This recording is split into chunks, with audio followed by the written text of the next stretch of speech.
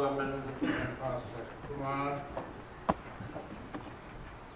Also, Dr. Sobrinsky from Reformed Church in Ninan, whom I had a lot of contacts in my previous jobs, and the pastor from the Presbyterian churches. Catholic Church, oh, please, we are so happy to have this ecumenical gathering. This is the day the Lord has made. Let us rejoice and be glad in it. I am happy.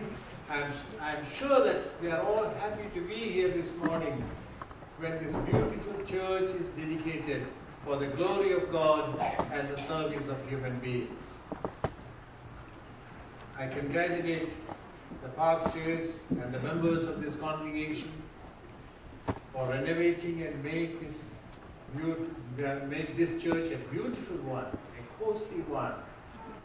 Just enough, I think, for your 30 or 40 families.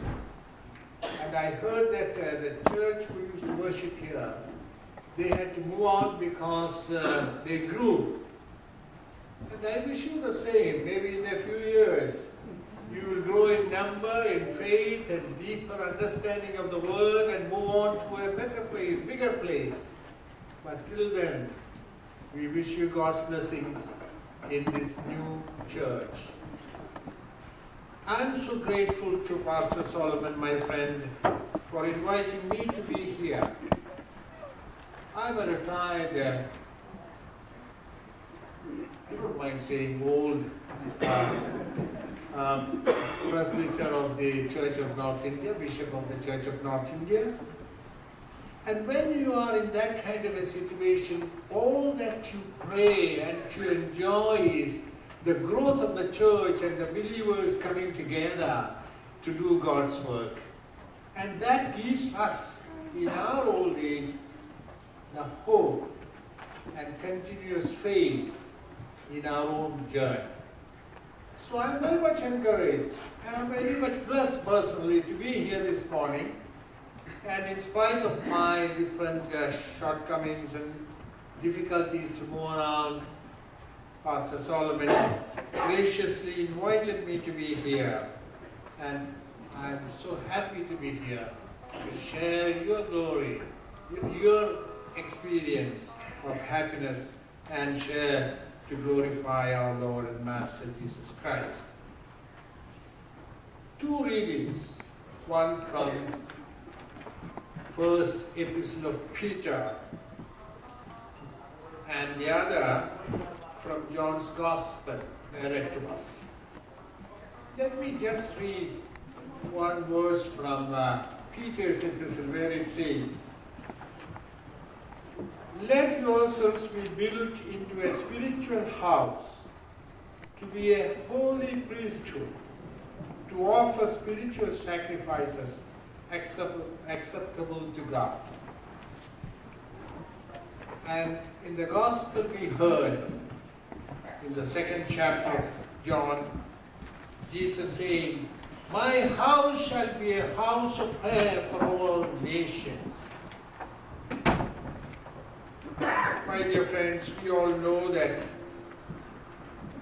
from the beginning of humanity, the search for the unknown, the other, God, has been an ongoing human endeavor and activity. And that is why we have so many religions, so many places of worship in different parts of the world, each trying to serve God and worship God. In our Judeo-Christian experience, if you go to second book of Samuel in the 7th chapter, we have a beautiful debate or a conversation, I suppose a telephonic conference, as we call it today, between God, Nathan, and David. David was about to getting closer to the end of his life in this world, and he tells Nathan, his constant companion and prophet, "Look here, I have one great disappointment in my life.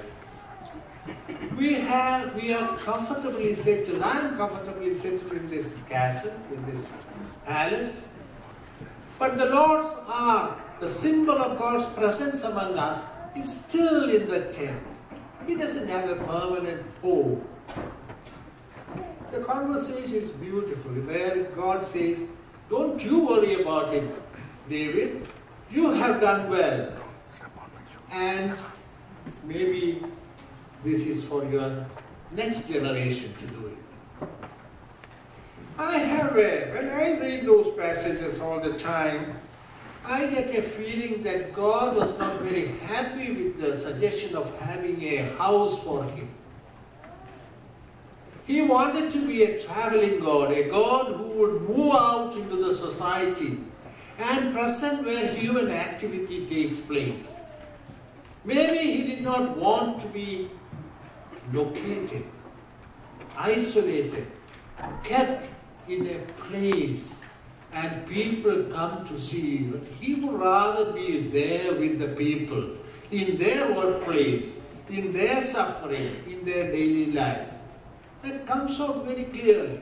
But at the same time, when we gather together, we need a place to pray. And that is what Jesus says. Have a house of prayer.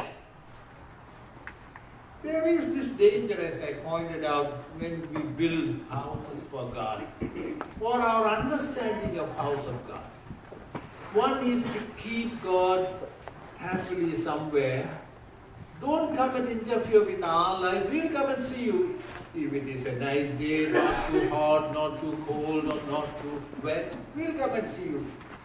In the CSI, CNI services, when the final benediction is given, the threefold amen is sung. You have in some churches. I always remind our congregation, this is not a goodbye to God. God, wait there, comfortable, it's heated or air conditioned. We will come and see you next week. No. God goes with us into the community, where to our own workplace. The other danger is what our Lord Jesus Christ pointed out.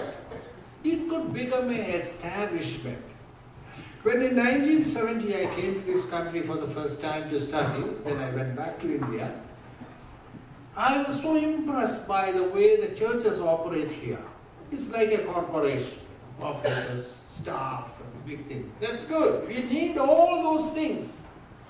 But at the same time, like the people who ran the temple in Jerusalem, we could be distracted by such activities.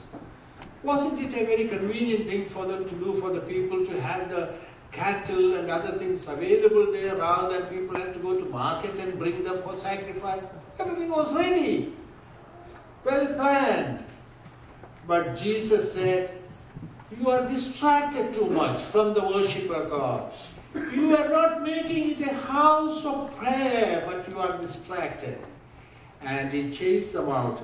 That was what we read. So, becoming a big establishment, our attention to the nitty-gritty of maintaining the structure and becoming institutionalized without wanting to move.